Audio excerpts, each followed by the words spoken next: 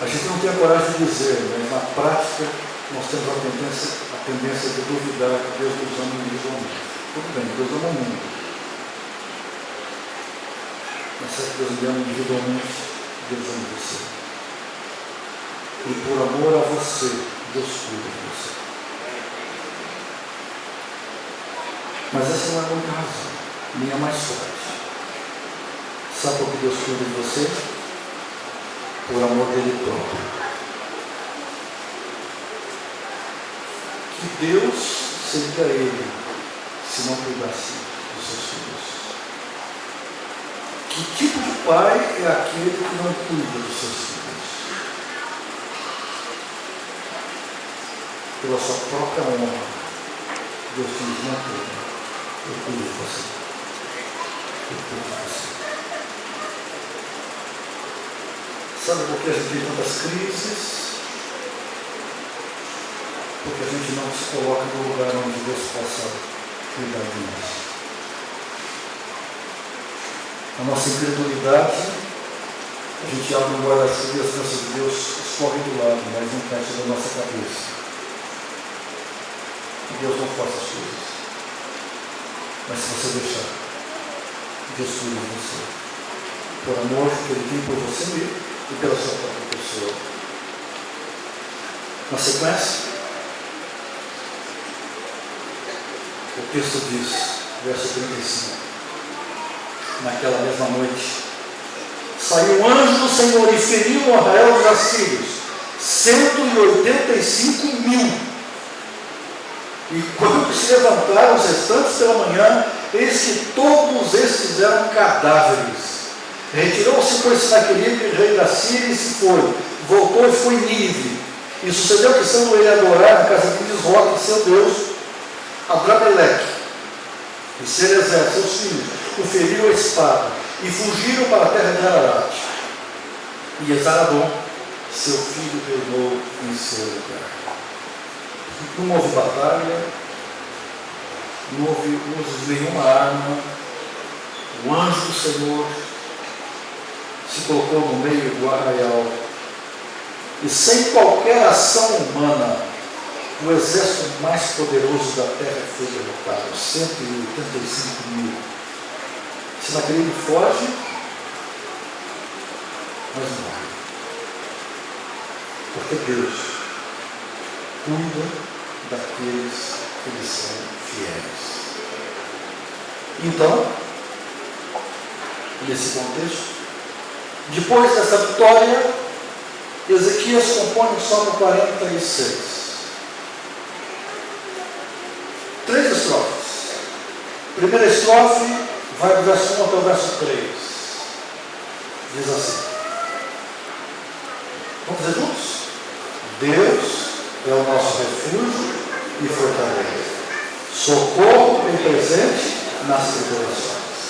Portanto, não temeremos, ainda que a terra se transtorne, e ainda que os montes se abalem no seio dos mares, ainda que as águas tumultuem e escumejem, e na sua fúria os montes se estremeçam. Você percebe qual? Não importa as circunstâncias que nos envolvam, não importa se a batalha pareça perdida, não importa. Deus é o nosso refúgio e fortaleza. Nessa primeira estrofe, 2 palavras se destacam. A primeira palavra é tribulações. No hebraico, a palavra que é traduzida por tribulações literalmente significam pessoas que estão encurraladas num lugar apertado, pessoas que estão num canto, incapazes de sair dessa situação. Mais ou menos estava o povo de Israel diante do Mar Vermelho. Na frente o mar, do lado montanhas, atrás o exército. Você já sentiu assim? Encurralado por circunstâncias, encanteado por crises, e você olha e você não vê saída. Cada um de nós tem as suas circunstâncias, essas crises podem vir e acontecer em diversas áreas de nossa vida. Mas já sentiu assim? Pressionado por todos os lados, você olha e você não vê saída, não tem para onde ir, não tem perspectiva de livramento. Mas há uma segunda palavra que se destaque na primeira estrofe. E a segunda palavra é refúgio. No hebraico, essa palavra significa uma fortaleza, uma torre alta, um abrigo, uma rocha, um esconderijo, um lugar para onde a gente vai no meio da crise. Está tudo ruim, você não tem para onde fugir, você está encurralado, apertado por todos os lados. Existe um abrigo, existe um baluarte, existe uma rocha, e essa rocha é Deus. Você pode procurá-lo, você pode buscá-lo, e você vai descobrir, se você buscá-lo, que Deus é. A gente poderia resumir a primeira estrofe do Salmo 46 com essas duas palavras: Deus é. Ele não foi e nem será. Ele é. Ele é presente, Ele é amor, Ele é graça, Ele é bondade, Ele é refúgio, Ele é fortaleza, Ele é abrigo. Não sei das suas circunstâncias, mas se porventura você chegou na igreja nessa manhã angustiada por algum problema na tua vida, você pode voltar para casa com a certeza de que Deus é o nosso refúgio e a nossa fortaleza. Deus é. Segunda estrofe, versos 4 e 7. Ao rio cujas correntes alegram a cidade de Deus, o santuário das moradas do Altíssimo. Deus está no meio dela e jamais será abalada. Deus ajudará desde dia de manhã. Bramam nações, reinos se abalam, Ele faz ouvir a sua voz e a terra se dissolve. O Senhor dos exércitos está conosco, o Deus de Jacó é o nosso refúgio. Quando a gente lê rapidamente, surge a impressão de que a segunda estrofe não tem muito a ver com a primeira, né? Parece que sai um pouco do contexto. Está falando de crises, de circunstâncias difíceis, e de repente fala de rio. Mas é uma lição muito profunda, muito bonita. O rio sempre foi considerado como condição indispensável para a existência de uma cidade.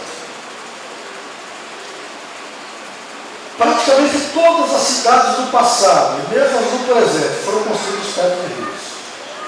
É pena que a poluição estragou os rios.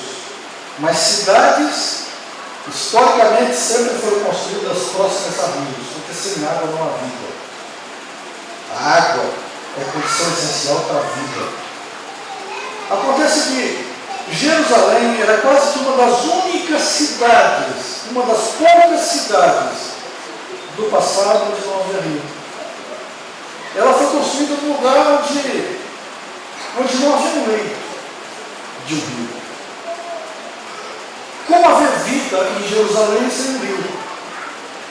Nessas circunstâncias, eles bolaram um sistema subterrâneo de abastecimento de água. Eles foram até os mananciais de Gion, no Vale de Cedron, e construíram dutos que transportavam a água de maneira subterrânea, do Vale de Cedron até o tanque de Siloé, dentro da cidade. De tal maneira que você andava pela cidade, você não via o leito do rio, porque o leito do rio era invisível, era subterrâneo, mas era real, ele estava lá. E esse leito do rio que vinha dos mananciais de Cedron dava condição de sustentabilidade para Jerusalém. O que a segunda estrofe está dizendo é: nem sempre você vê a Deus. Não sei. Existem momentos em que você gostaria de ouvir a voz de Deus, mas parece que ele se silencia. As suas mãos não podem tocá-lo, ele está visível aos olhos, mas assim como o rio passava de maneira invisível, debaixo de Jerusalém, dando condições para que Jerusalém existe, Deus também está fluindo na vida do seu povo. Deus flui pela sua vida. presença de Deus não é a tua sabedoria, não é a tua estratégia, não é qualquer ação natural humana, não é por uma condição geográfica natural, não é por uma condição humana normal, mas é pelo milagre de Deus, pela ação de Deus que flui de maneira invisível pela tua vida, que você existe. É pela presença de Deus que você respira. É pela presença de Deus que o seu coração pulsa. É pela bondade de Deus que você está vivo. É interessante porque dentro dessa segunda estrofe aparece a expressão: o Senhor dos Exércitos está conosco. A Bíblia usa muitas vezes essa expressão Senhor dos Exércitos. Mas você sabe qual a primeira vez que essa expressão foi usada? Uma mulher tinha um problema. Ela não tinha filhos e era zombada pela sua rival. Ela tinha um sonho de ter filhos. Ter filhos representava muito para ela, embora para outras pessoas talvez não. Mas ela vai à presença de Deus e ela ora ao Senhor dos Exércitos. O sacerdote zomba dela, mas o Senhor dos Exércitos dá um filho, Senhor. Lá é a primeira vez que é usada a expressão Senhor dos Exércitos. Portanto, essa expressão está ligada a crises em que você precisa da intervenção de Deus. A segunda estrofe afirma: esse Deus que ouve as nossas necessidades está conosco. Se a gente pode resumir a primeira estrofe com a expressão Deus é, a segunda estrofe pode ser resumida com a expressão Deus está.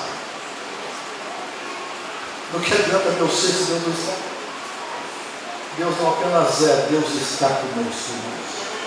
E Ele diz: eis que estou convosco todos os dias até a consumação dos séculos. E aí vem a terceira estrofe: vinde e contemplai as obras do Senhor, que assolações efetuou na terra. Ele põe termo à guerra até os confins do mundo, que é do arco despedaça a luz, queima os carros no fogo. Aquietai-vos e sabei que eu sou Deus. Sou exaltado entre as nações, sou exaltado na terra. O Senhor dos Exércitos está conosco, Deus de Jacó é o nosso refúgio. Aqui aparece uma cena de um mundo agitado pela guerra. E guerra é exatamente o termo correto para descrever o nosso mundo. Aqui é palco do grande conflito. Nós somos açoitados em todos os momentos pelas armas mortíferas do diabo. O diabo, na verdade, deseja ferir o coração de Deus, não podendo atingir Deus diretamente, ele fere o coração dos filhos. Existe muita coisa bonita no mundo, mas o mundo é palco de desolação, de destruição. Mas no meio dessas circunstâncias todas da vida que fogem ao nosso controle, no meio dessas circunstâncias todas que nós não planejamos, e nós não nascemos com um manual dizendo exatamente como enfrentar as circunstâncias da vida, a palavra de Deus é: aquietai-vos. Literalmente no hebraico, essa expressão quer dizer: descansa, confia, entrega o teu caminho ao Senhor, confia, e Ele tudo fará. Não esteja preocupado, não é a tua sabedoria, não é o teu preparo, é a presença de Deus que muda tudo. Se a primeira estrofe pode ser resumida com a expressão Deus é, e a segunda Deus está, a terceira pode ser resumida como Deus age. Deus é, Deus está, Deus age. Meu desafio para você nessa manhã é para que você deixe Deus ser Deus da sua vida.